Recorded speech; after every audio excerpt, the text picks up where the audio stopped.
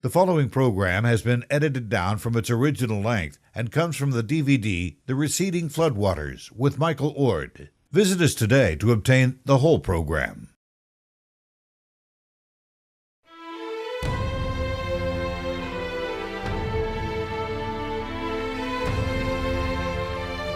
Many landforms that are common all over the earth cannot be explained by slow processes of erosion over millions of years. Some people think, well, hasn't the flood been disproved? Even though we have all this evidence for the flood, hasn't it been disproved? No way it has been disproved. It was just assumed wrong and was rejected for unscientific reasons. A lot of us are bringing back the flood into Earth history. And you know something? We are finding solutions to many mysteries out there in the rocks, of which this series shows you mysteries from the field of geomorphology.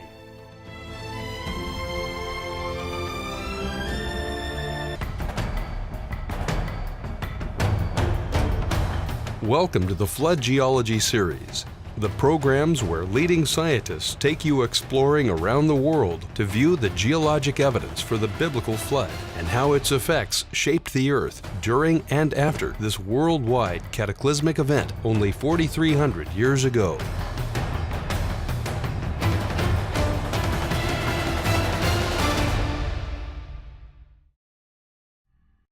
The continents have been greatly eroded. And during this erosion, of course, it forms planation surfaces and spreads the resistant rocks long distances.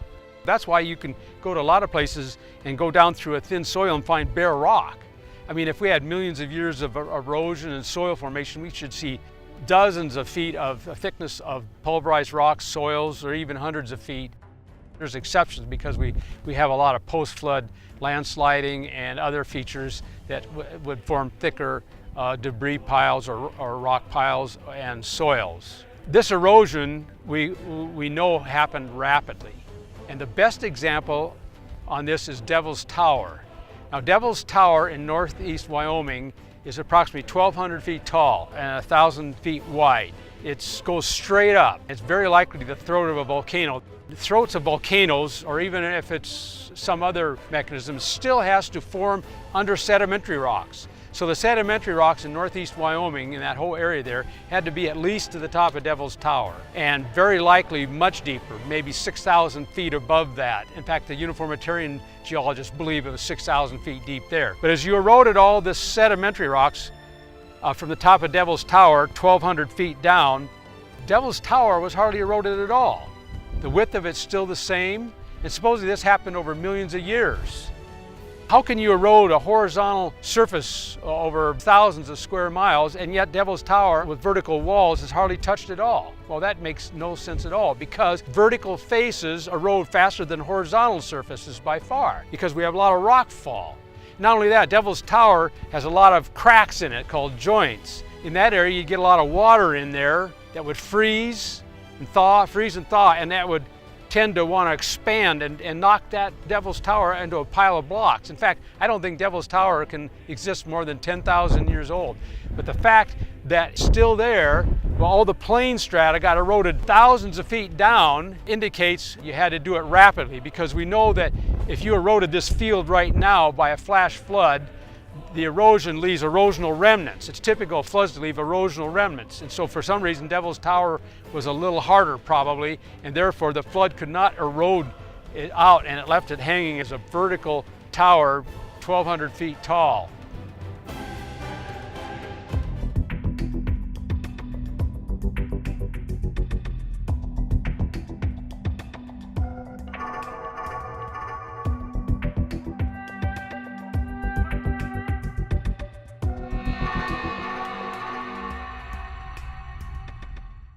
Well, we're on the western edge of the Bighorn Basin here, just east of Dead Indian Pass.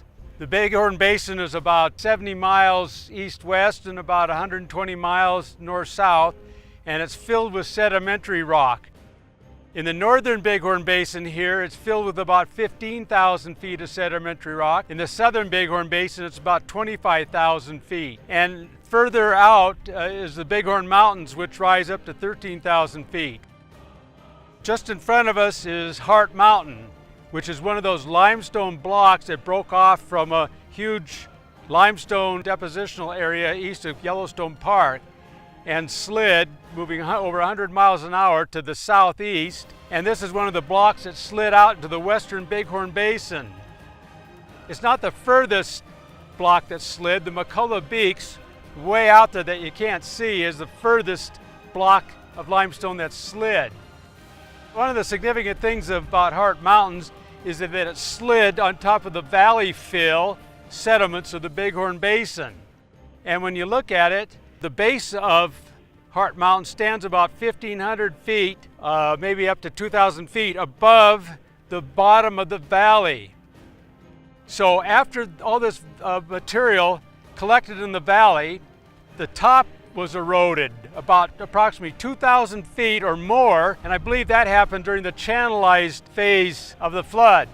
The basin itself likely filled up early in the retreating stage during the sheet flow phase when the Yellowstone Park area and the Beartooth Mountains were rising. The basin was sinking and sediments just filled it up, and it was deep water here, I'm sure of it, and sediments from the tops of the mountains and from way up current were deposited in this basin early, and then the slide happened, and then the flood flow channelized going from south to north. It eroded up to 2,000 feet below the base of Hart Mountain, indicating the amount of erosion that occurred in this valley late in the flood. And this is probably the amount of erosion that occurred in other valleys and basins in southwest Montana and Wyoming. Wyoming's mostly a state with mountains that have risen and basins that have sunk and filled with sedimentary rocks. In fact, if the granite crust was level midway in the flood, about day 150, and parts of the granite went up and parts went down, the total differential vertical tectonics is up to 45,000 feet based on the height of the Wind River Mountains, the highest mountains in Wyoming, which are up to 14,000 feet, and the deepest part of the granite, which is in the Hanna Basin in south central Wyoming, which is 31,000 feet below sea level, filled in with sediments up to about 7,000 feet above sea level. So there's 38,000 feet of sediments in the Hanna Basin. In fact, all these basins in Wyoming are filled with thousands, tens of thousands of feet of sediments. And then the top 1,000 or so was eroded off during the channelized phase of the flood.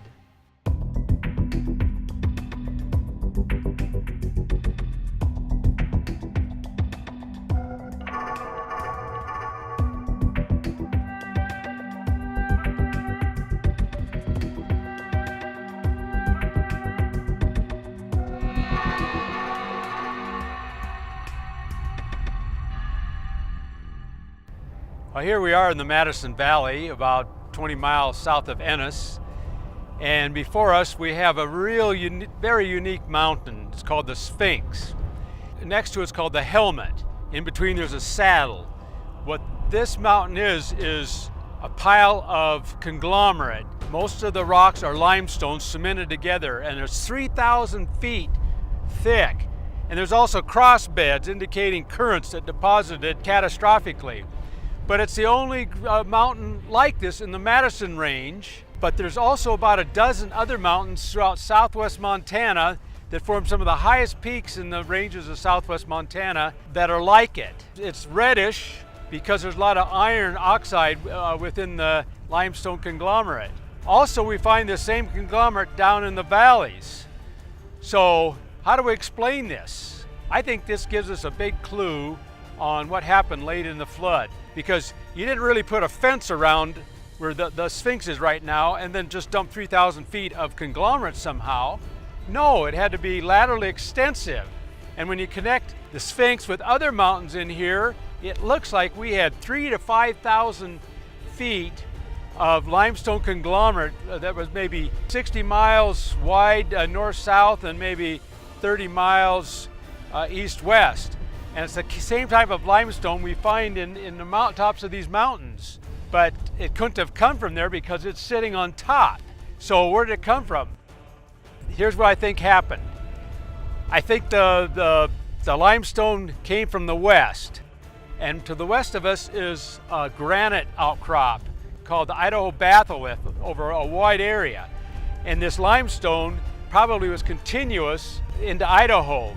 And the granite uplifted in the floodwaters, and the floodwaters moving at high speeds tore up the limestone and moved it east and formed a huge flood fan, 3,000 to 5,000 feet thick, up to 5,000, because one of these limestone mountains is 5,000 feet thick of a conglomerate. And then this area, the mountains uplifted and the valley sank down and just tore this fan up.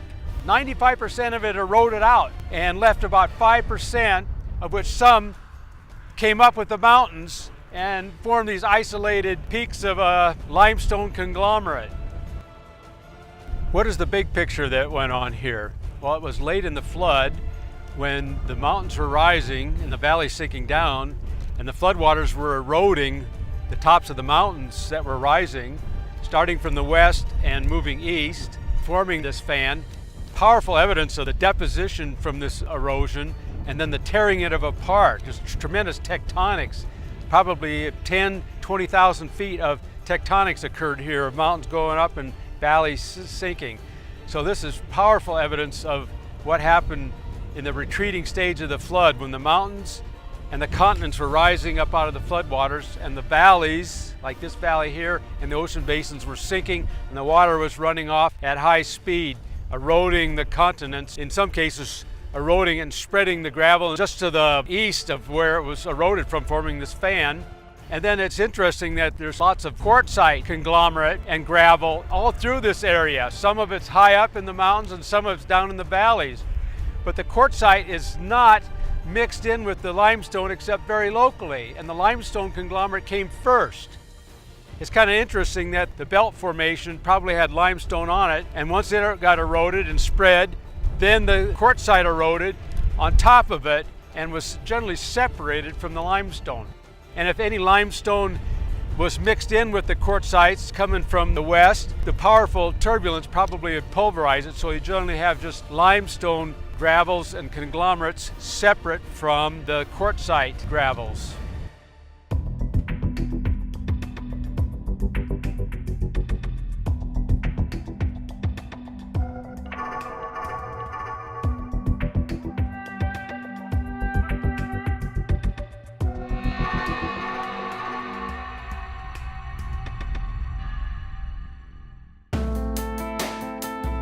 During the erosion of the continents, when we examine the character of the erosion, we can determine that, first of all, that it was rapid and recent.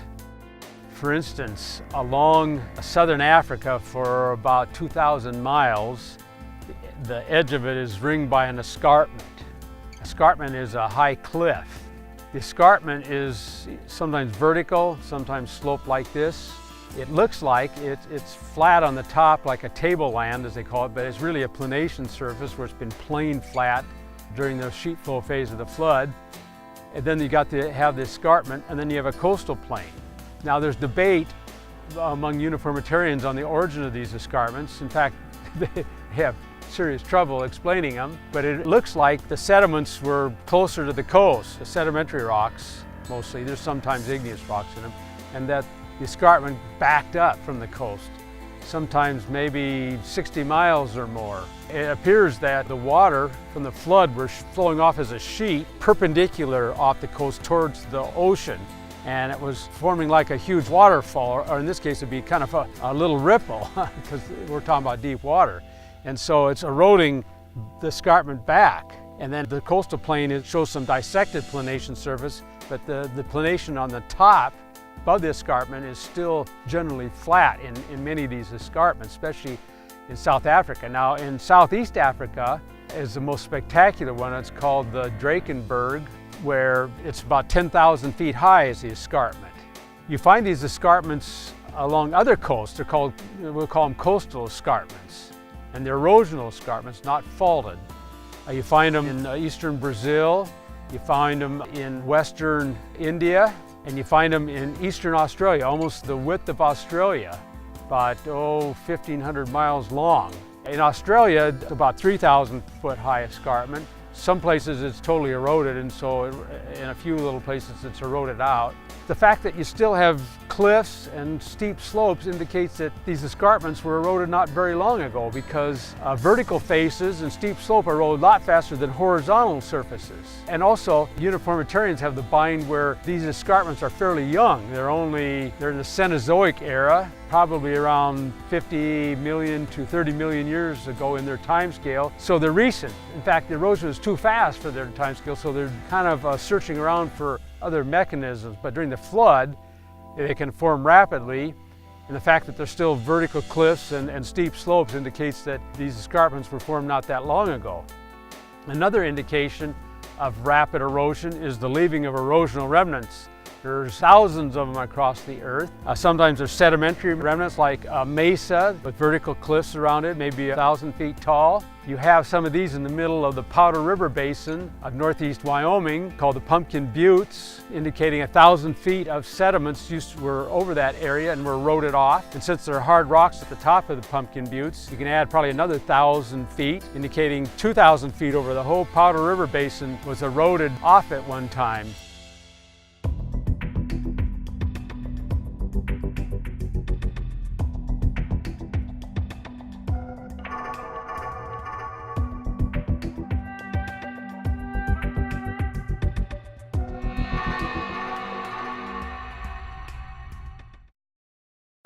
This program is brought to you by Awesome Science Media, an organization committed to producing high-quality, science-focused television content, all from a biblical worldview. Be sure to sign up for our email newsletter to find out about our new titles and get deals on our content. To learn more about who we are, visit our website and online store at awesomesciencemedia.com. You can now get access to all of our programming on our video-on-demand platform at awesomescitv.com with a low monthly subscription rate of $4.99. And for a limited time, the first 7 days are free, so you can check us out before you commit. Subscribe today and get access to every episode and documentary we have produced. Not only will you get access to all of our programs, but every behind-the-scenes video, blooper reels, interview clips, scientist testimony, producer video blog, on-site production previews, and spherical production videos.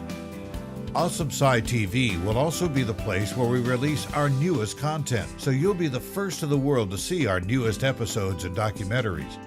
We're always producing content, so new titles will be added as soon as we release them. No matter where you live on the globe, if you have internet, you can subscribe to Awesome Sci TV. So what are you waiting for? Check us out today. Sign up for a 7-day trial. You'll have the choice to sign up for our monthly package or save money by signing up for our yearly subscription. But if you don't want to subscribe, Awesome Sci TV also offers each title for rent or for purchase. View our content from our website or download it to your computer or mobile device when you purchase it. It's easy to access any of our titles.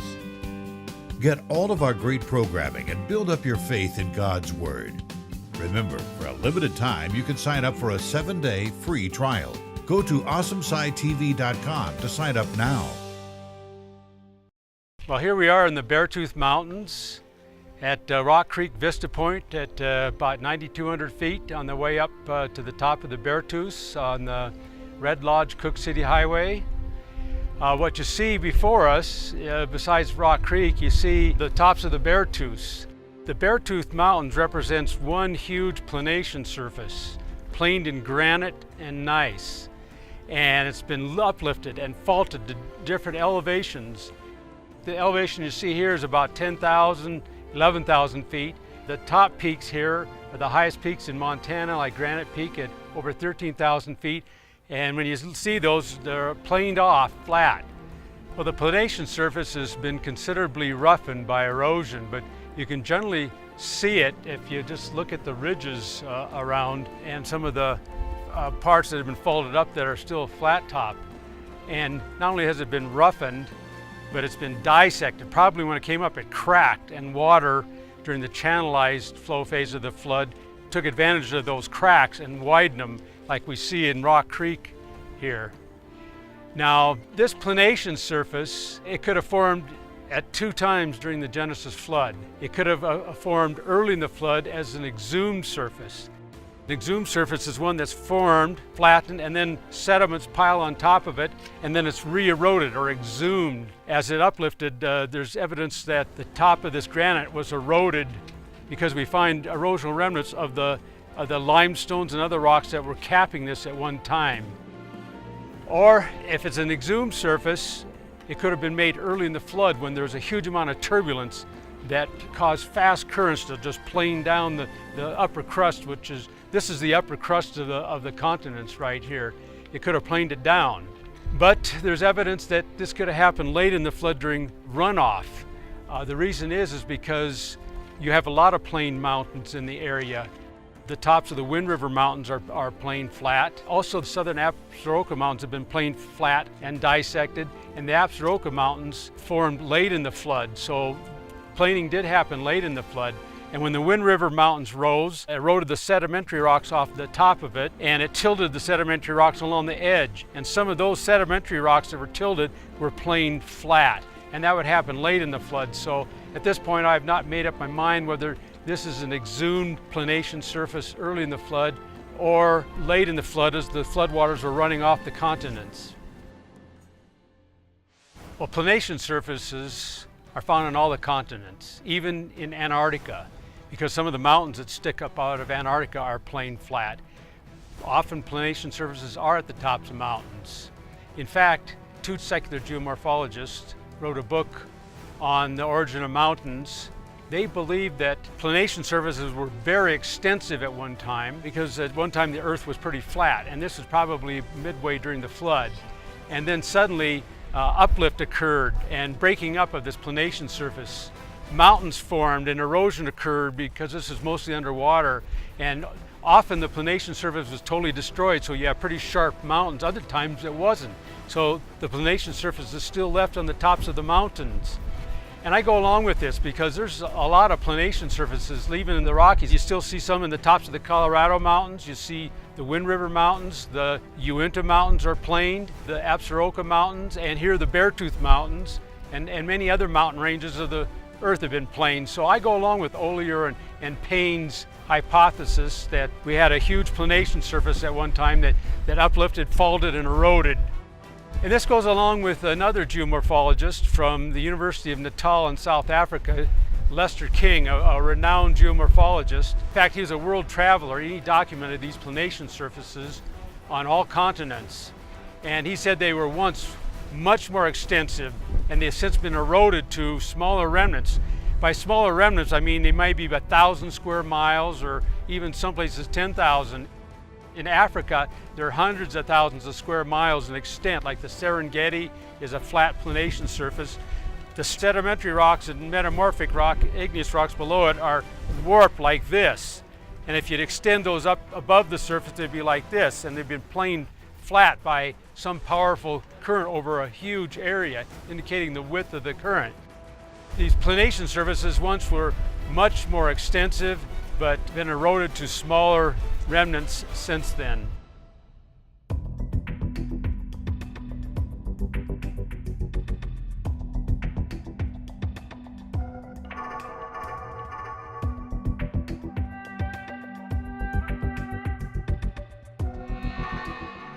There's evidence that practically all the mountain ranges in the western United States had thick sedimentary rocks on them before they uplifted. Behind us is Beartooth Butte on the top of the Beartooth Mountains and in front of Beartooth Lake. It's about 1,500 feet, erosional remnant, about the only one on top of the Beartooths of the rocks that were on top of this planation surface. This could be evidence that this planation surface was exhumed. You had thick sediments on it and then they washed off. Beartooth Butte is in a pocket and it's pretty rough in here, so it's possible that the planation surface formed late in the flood during flood runoff and left Beartooth Butte in a pocket as an erosional remnant of the material that was washed off. Now the material that was washed off occurred when the mountains were coming up and the valley sinking late in the flood to drain the floodwaters. And much of this material that eroded off ended up as valley fill in the surrounding valleys. And then the top of this valley fill was later eroded when the floodwaters became more channelized going down the valleys. Speaking of exhumed surfaces, these are planation surfaces formed early in the flood by turbulent, fast currents. And there's evidence over the western United States, wherever you see the upper crust, which is mostly granite and other metamorphic rocks. When you see this, it's generally a flat surface. That's why it's possible that the tops of the Beartooths, which are plain granite, are an exhumed surface. It is called the Great Unconformity in the Great Grand Canyon, where it's a general planation surface on top of the granites and metamorphic rocks. And on top of it, you have about 4,000, 5,000 feet of horizontal sedimentary rocks on top of it. So it appears that the Great Unconformity extends over much of the western United States, and we see it sometimes where the mountains have been raised up.